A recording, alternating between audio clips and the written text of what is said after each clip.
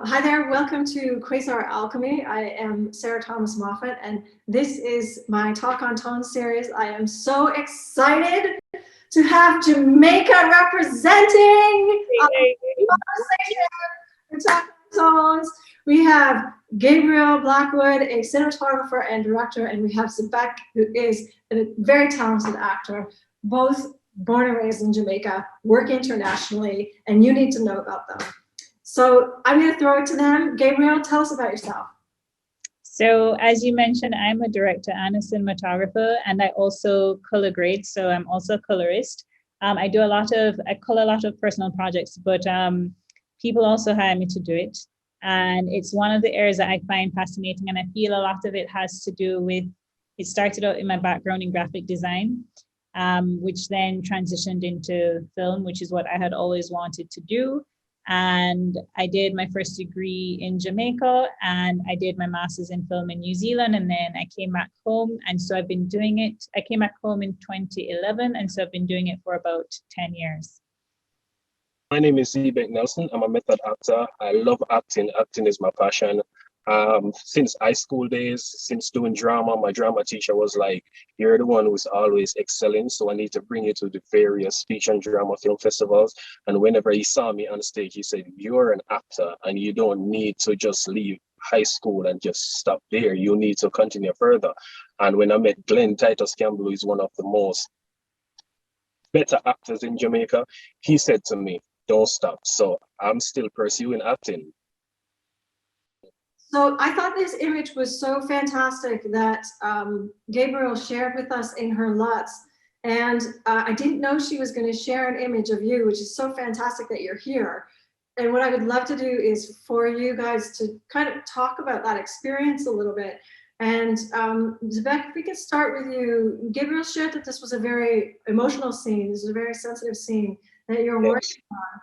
And can you share with us what was happening in this scene and how you felt as a human being emulating this character and what that meant? Looking back at this scene right now, it's like it's like I want to cry, because this moment was the most passionate moment for me, because it, like, my son brought to me the fact that I'm not the only one who is missing my wife. He's missing her also. That's why he's building the spaceship. So all along I thought, okay, he's just a child having fun building a spaceship like a normal child.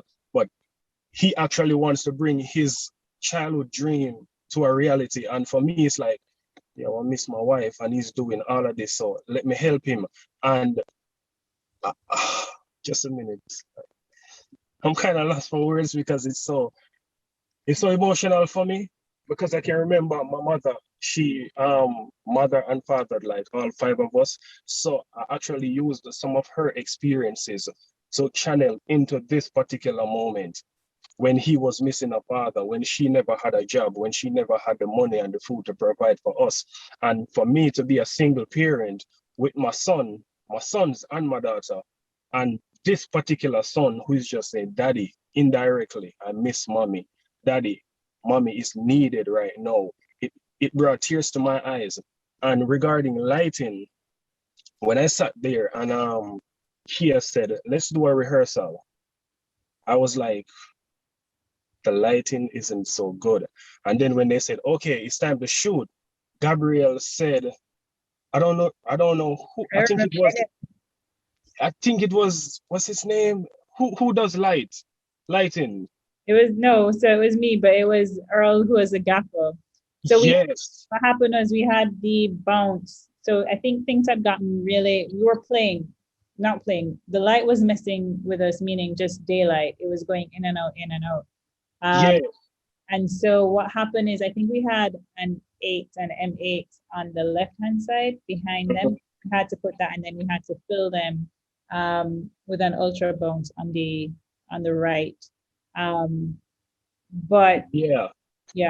So before they started doing the actual recording, I was not so much in the moment, but as soon as the light touched my face, I was like, yes, it's daylight, but this light on my face right here, it helps in the moment. So it brought out that emotion in me.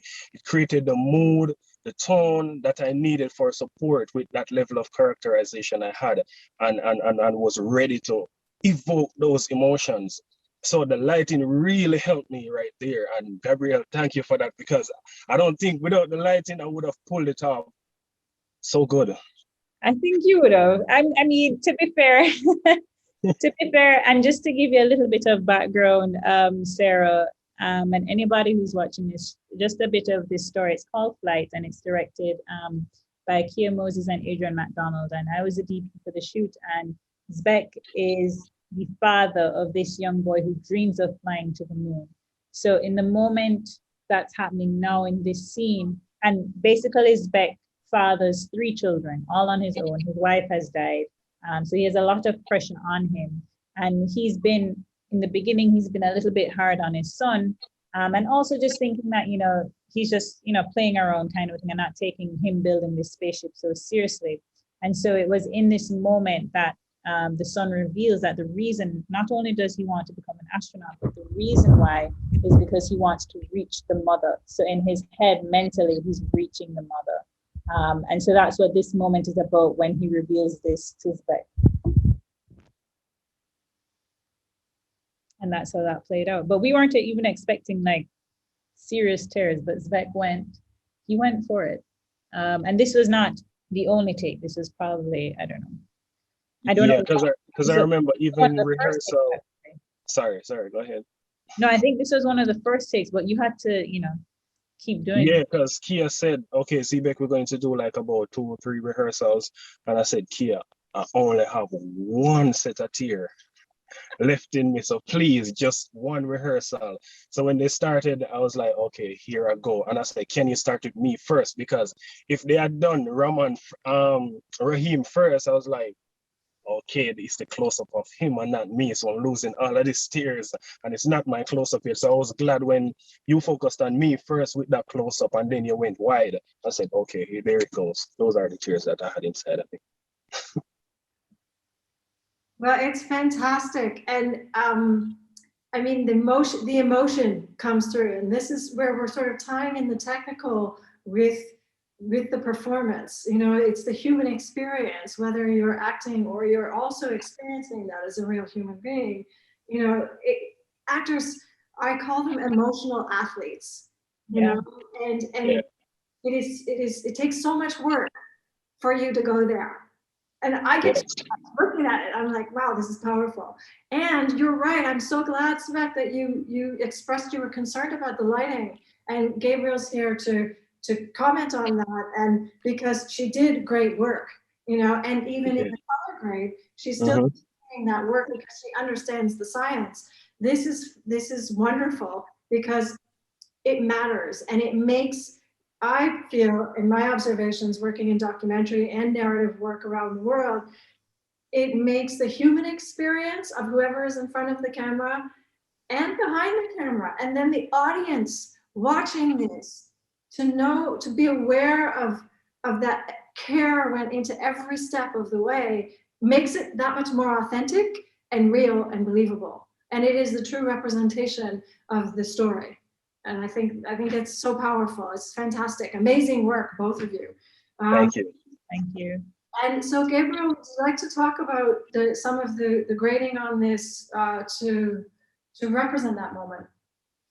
Well, one of the things that I loved about Raheem, and even just Zbek, they're very close in terms of, if we're even talking skin tones now, they're very close in terms of skin tones, almost alike even. So it wasn't difficult. I didn't necessarily have to separate them, meaning select their skin tones individually for this particular shot whilst grading. But it also made it easier to light. And when Zbek was talking earlier about the lighting, so I don't know if you can see, I'm just going to try. There's a huge difference between that sunlight that we had there, or this, you know, surround light, and then this hair.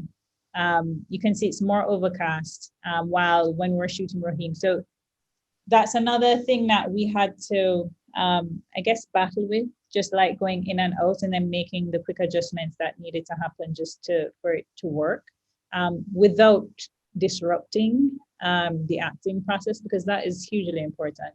And if I could have played this actual take from the top, what you would have seen is you'd have seen Zbek taking his time to get into the moment, because it really is disruptive sometimes, and most times technical crews don't think about it.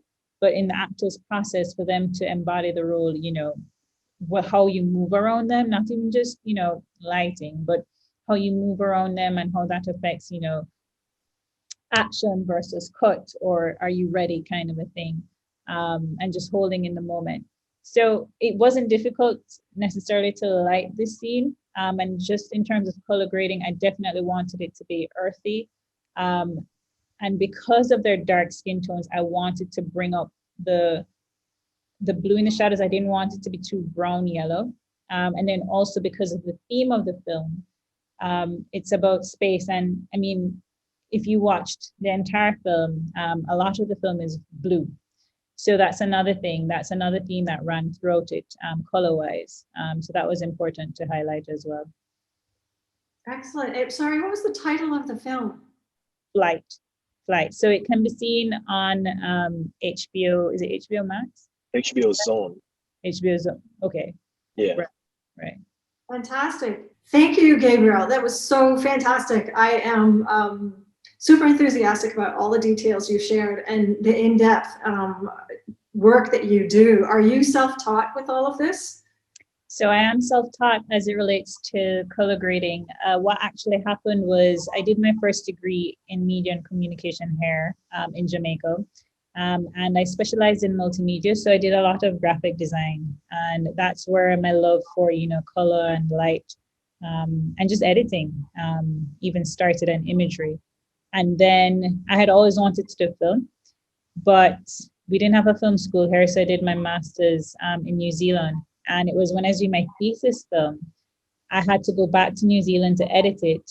And I knew how to edit because I'd learned that here. And I knew, audio editing, video editing.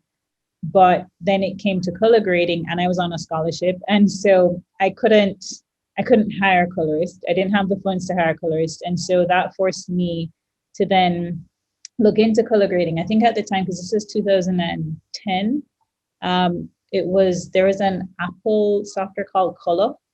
And so I literally started from there. This was before DaVinci Resolve. This was even before, Premiere or Final Cut, came out with their options. And so that's how that got started. And because I was then forced to do my own short film, that's where I developed a love for it. But I think what made me even more impassioned about color grading was just being dissatisfied a lot of the time when, I'd shoot something and then I know what I would shoot, but then I'd see the result.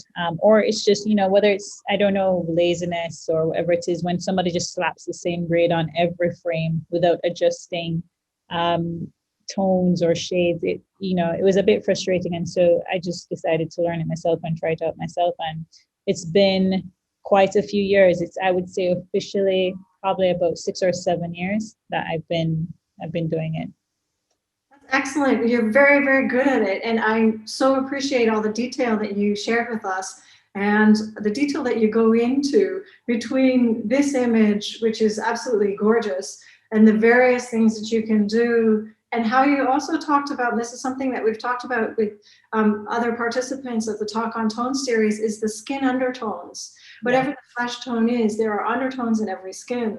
And when I light various skin tones, whether it's in documentary or narrative, I'm acutely aware of the undertones and how the light sources, whether it's daylight or ambient light, my lighting tools reflecting all the Kelvins, all of the color temperature from those sources, affecting the reflective image of the skin tone and the undertone in the skin tone, and then if there's makeup on, what the pigmentation in the makeup is reflecting back. Exactly. And I'm so happy that you spoke to all of that, because that is critical to really truly represent the likeness of someone on screen. It does. And one of the other things that I think not many people look at is, even as you mentioned, pigmentation, even with age and aging and color grading people of different ages, that's a whole other that's a whole other science, and a whole other area that people don't pay attention to, because pigmentation changes over the years, melanin changes over the years. So I think it's very important for me, and specifically as it relates to my LUTs, but just in general, I think it's very important to represent people as they are, or how they would also like to be seen and as they see themselves.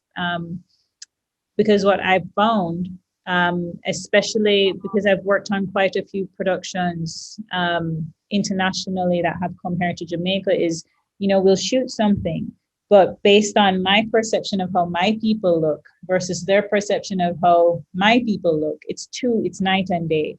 And so what you'll find is that there's a stereotype as it relates to the Caribbean, where Caribbean people, they will just literally probably slap on an orange and kind of like an orangey tinged LUT, because it represents heat and humidity and maybe a little bit of excitement and, summer flavor, whatever it is. But that's not how we look all the time, every time. So I think, there are various stereotypes, and it's not just Caribbean cultures, but other cultures. And I think that's something that we have to pay attention to. And all skin tones tan. I think exactly. Everybody tans, and the melanin changes color depending on the season. And that's something that I don't think there's enough conversation on as well. Yeah, it's really important to understand that. So, and especially too, when you were the boy sitting in front of the sail, all of your images are amazing. I'm so excited to hear from you on all of them. But when you went into the grain structure of when you isolated and popped out just the skin tone and you worked on that, do you mind bringing that one up again? Sure. Yes, and so if we could go back to that, that's fantastic that you're getting that specific, because this is you're exactly right. A lot of people just pop a LUT on, maybe do a few exposure adjustments or saturation adjustments within the LUT that's already constructed, but that doesn't, truly address the actual likeness of the person. It does not. And not only does it not do that, it then puts, when you get to select somebody's skin tone and focus on that solely, then you don't affect the rest of the image. And I mean, there are other things, to consider, like, mood, tone, what's happening in the scene emotionally, even. And just even going back to this shot with this young talent, this scene was a very emotional scene, but it wasn't like a bright, happy-go-lucky, scene or an environment. So, those are some of the things that, we should consider.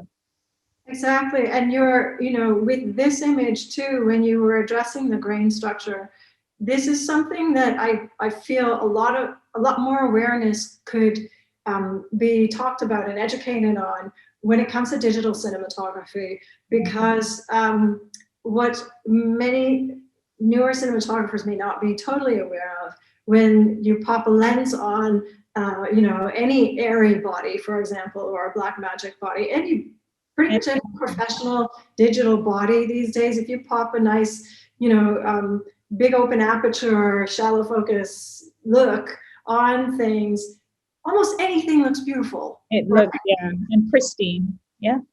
It's hard to take a bad picture, right? But there's so much more detail in this, right? And so what happens is as the skin tones get darker and shadows become more intricate in those details, grain noise actually happens inside the digital process, inside the sensor, inside the pixels. And when it gets to the colorist stage, so you could be off filming whatever you want and think it's looking beautiful on the monitors, and you get to the color grade, and in the shadows, in the blacks, there are noise, there are showings of noise, there are showings of more grain structure. You're absolutely right. And I think that, being able to think about lighting for the grade is so important for that reason. Because, for example, for that situation, just setting her off against the background, or maybe lighting that shadow, or how you expose, because what I tend to do is I slightly overexpose to the right so that I can get the detail in the shadows. And then just even understanding the camera and understanding, how you can get, or how much information you can get from the shadows and the highlights is something that's very, very important. So understanding, yes, the equipment that you're using. And even as you talk about, noise patterns and There is also fixed noise patterns as well. I'm thinking of even filters, and we're talking about textures and skin tones. Whether it's ND filters, which have color casts, depending on which brand you use, or diffusion filters, which may smooth out, the pigmentation that you have in the skin. But how you light, the filters you use, yes, what lens you use, but the cameras and their color science and their dynamic range, all of that is supremely important in terms of the end product and how that comes about. And also the shadows. Can you talk about the shadows in this to maintain the detail without hitting too much noise structure?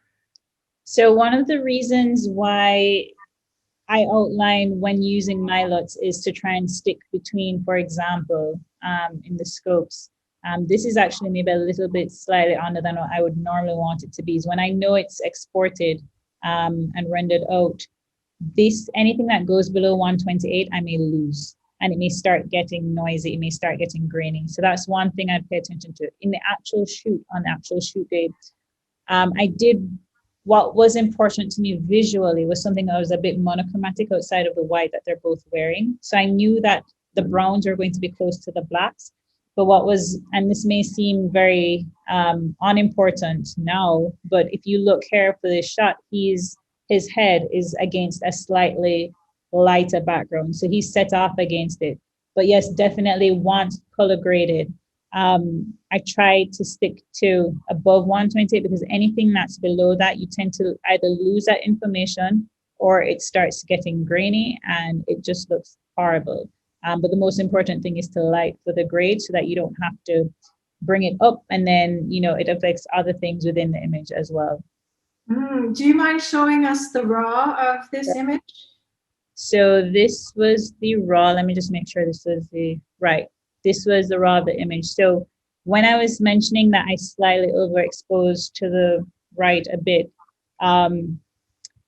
if you look on the scopes, it looks properly exposed, but I have to ensure that for my shadows, I can see the detail in that in camera, so that I know when I pull it into post, they won't have, an issue, whomever edits it, whomever color grades it. So this is it without any, color grading or anything at all, any adjustments. So yes, I do expose, yes, center, but what I have found specifically as it relates to Blackmagic cameras is once I expose slightly above 128, but below 768. And in camera, in the waveforms, it's above 20 and below 80. Then I should be good. Fantastic. And let's just talk about the undertones again for a moment.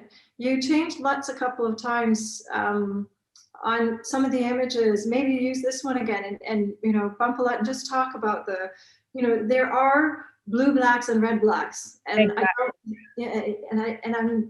That's another part of the conversation that some makeup artists that aren't darker skin tones themselves miss, especially with pigmentation and makeup. I know a lot of actors that actually do their own makeup because they know, they just know what works for them on camera and what doesn't, So that is very important because, and this kind of goes back to, when I'm thinking about it, it goes back to probably even high school days for me. And, just taking that graduation photo. And I recall, especially in high school, I had a very close friend, and there was another person in my class, and they were of really dark skin.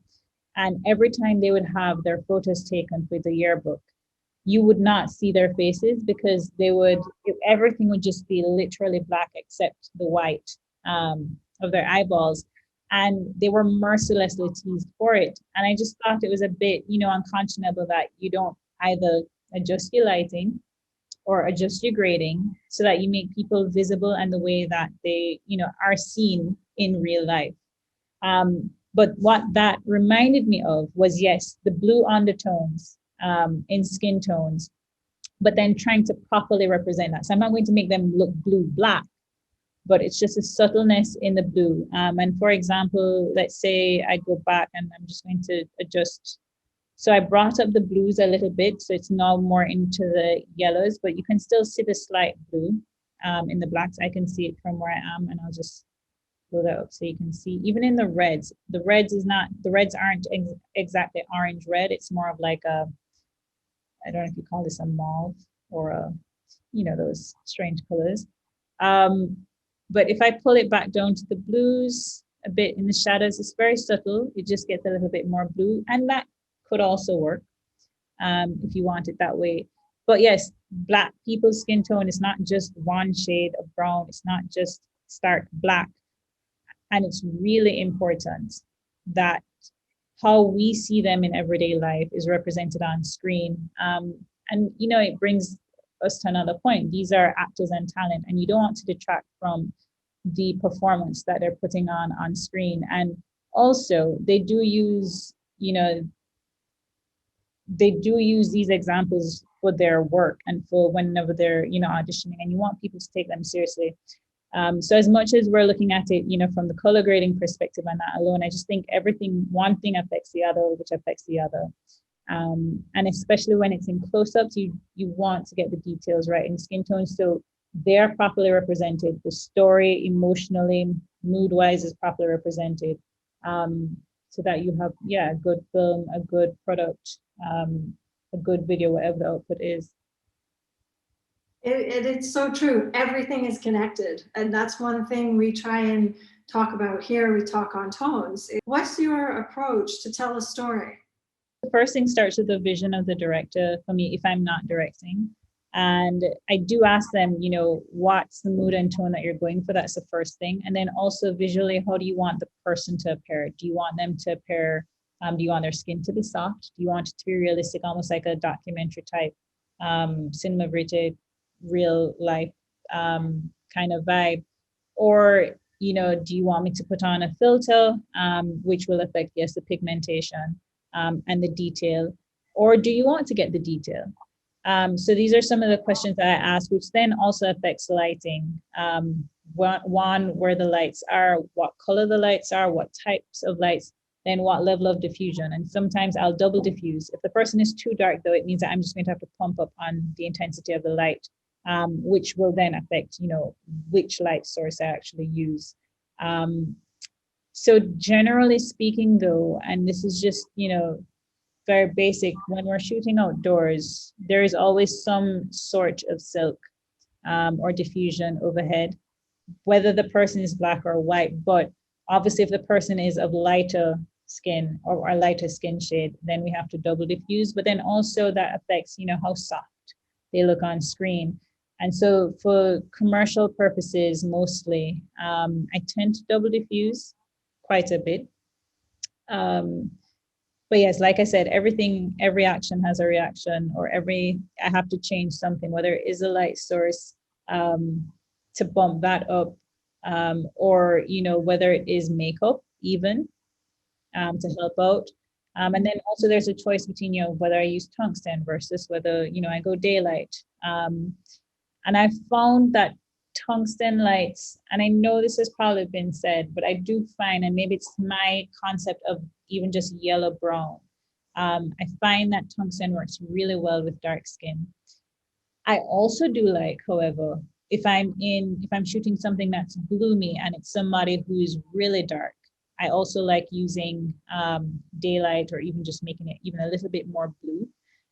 So, you know, I've also played with that as well. The danger only of doing that is when we're going back to talking about, you know, grain and going down into the shadows and how that's presented. And so sometimes I'll leave a bit of that to the color grading, which is, you know, the undershadows and the log that you can bring up in post.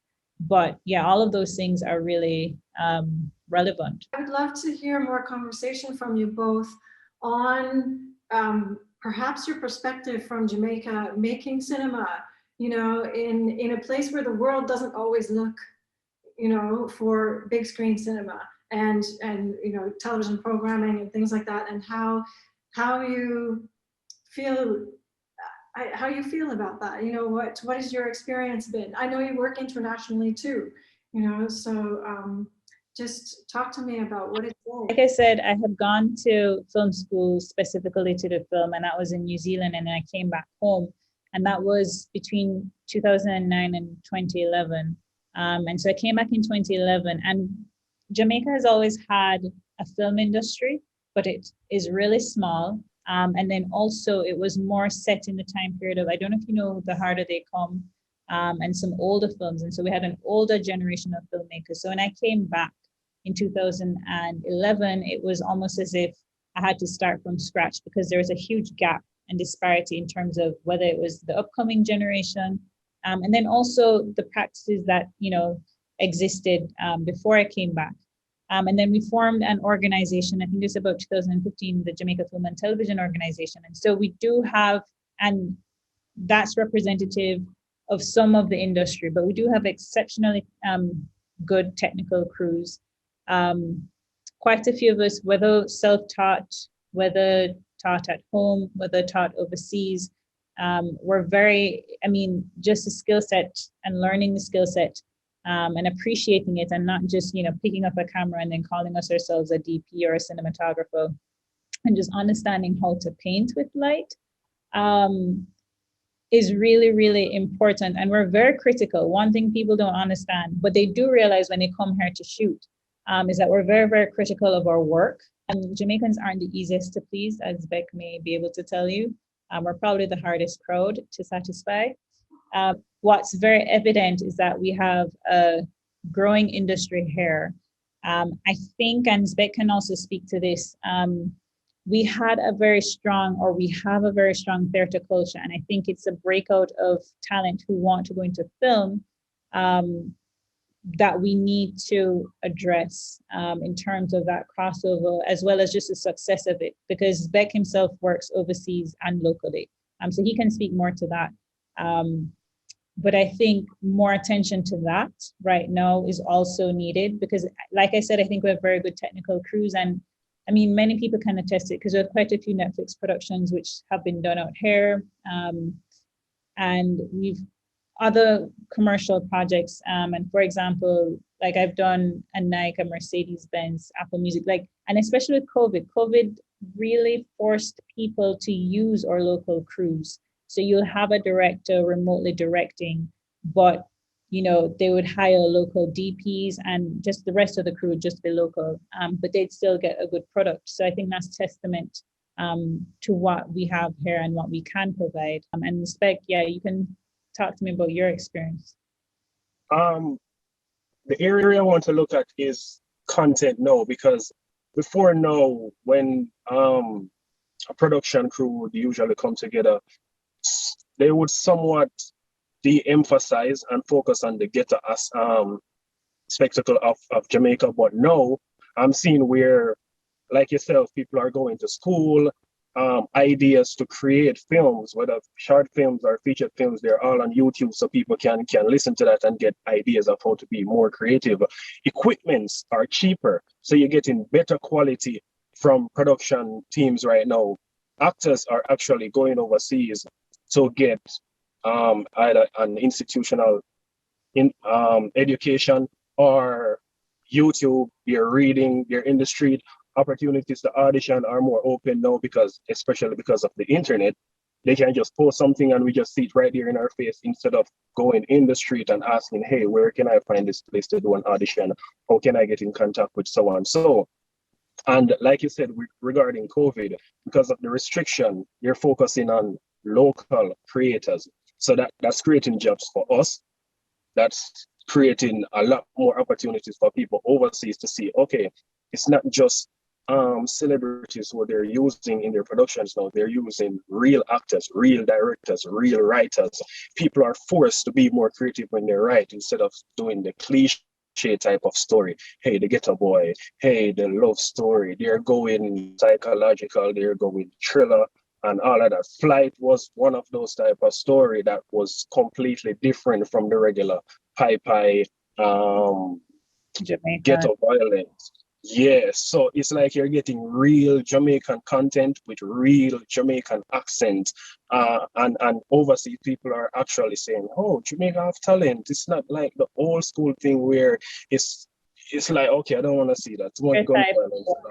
They're more diverse now, acceptable international, because our acting has improved, our picture quality because of equipment, and people like yourself, like I said, who have gone overseas to get overseas experiences and bring back home to better the industry. I think also as well, like, and I know we put, as Jamaicans, I'll just say this, as Jamaicans, we place a lot of emphasis on, you know, what's better outside or something that comes from outside is better. But I think now people are actually appreciating that we have a natural talent. And when I say natural talent, it doesn't just come like that. Technical crews, and when I say technical crews, outside of DPs, let's talk about gaffers and cam assists. And just touching on the point that Zbek made about, you know, the internet making a lot of things universal and universally available, is we have quite a few of, or a bit of our technical crews, grip and light and camera crews, you know, delving more into their field, into their skills, reaching out to other grips, key grips, gaffers, etc., researching things, whether it's online, looking up, you know, previous films, and then just getting that general experience when, you know, other productions come into the country. And so they are on par. And that's not, I'm not even saying that to just big them up. They really are on par. And you hear it every time a foreign production comes into the island, you'll hear it. If a foreign DP is brought in, you hear it from them. Or they'll just hire them, and then we all literally keep in contact. And so they know their point of reference when they come here. They don't even have to bring crews anymore. They just use the people that they're familiar with. So I really feel it's a testament to us taking the field seriously. And you know, Zbek also spoke about, you know, the stories that we tell. So years ago, maybe I would say 15, maybe 10, 15 years ago and back, we would tell the same story time and time again. And it would be gangster story or dancehall. That was kind of what it was, you know, between, or the cliche reggae and one love. And I am very appreciative for, you know, the legacy that has been set where all of those areas are. And well, more specifically, not the gangster type, but more specifically reggae and dancehall. And I'm appreciative of that. But there are so many Jamaican stories that have universal concepts and precepts that other people can relate to, which are now being told. So we're doing more historicals, more period films, more thrillers, as Beck mentioned, more sci-fi.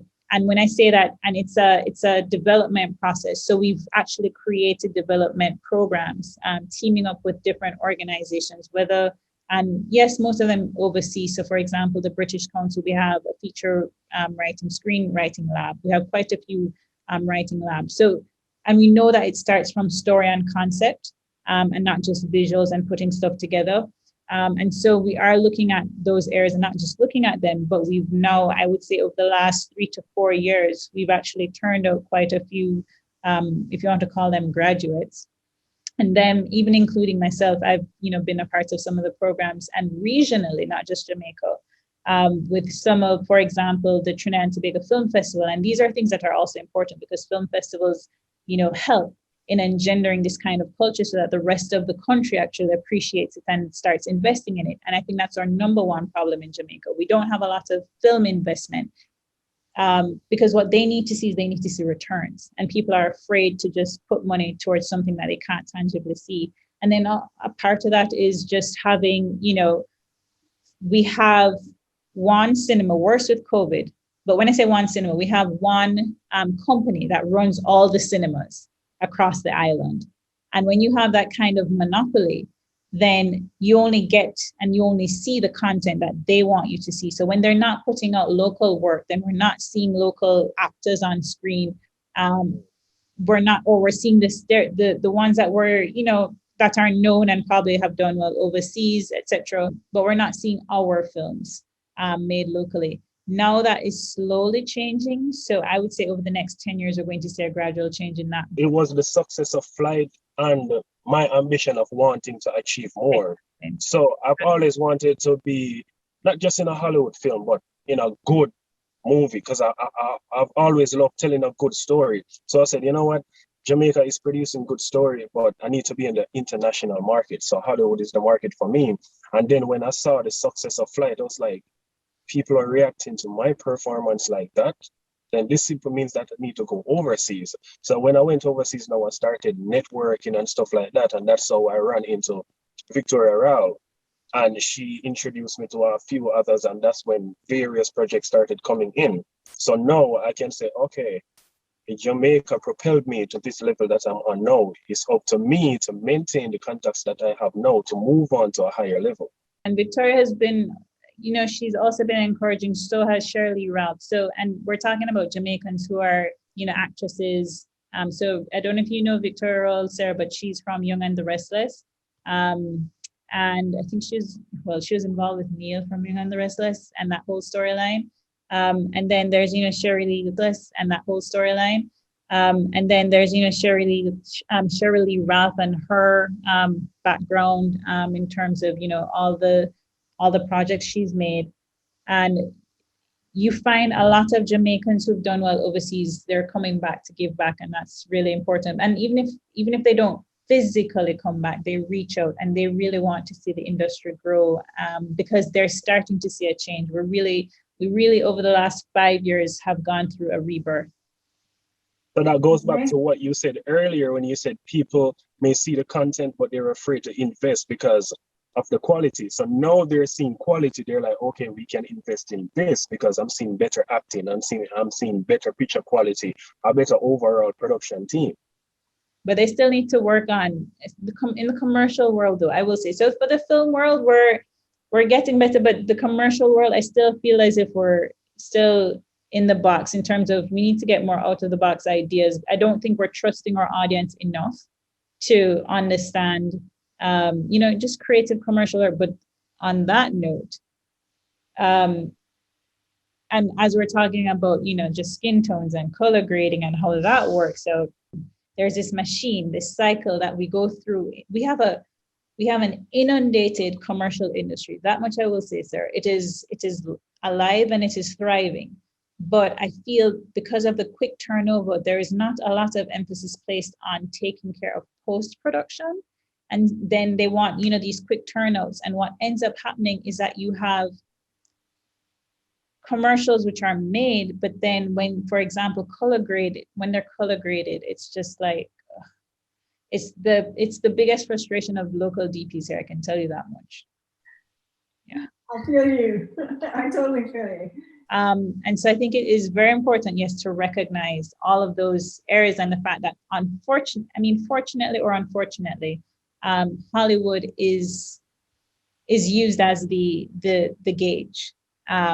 And then if you're not there, then you may not have as much opportunity to be exposed, as you probably should be.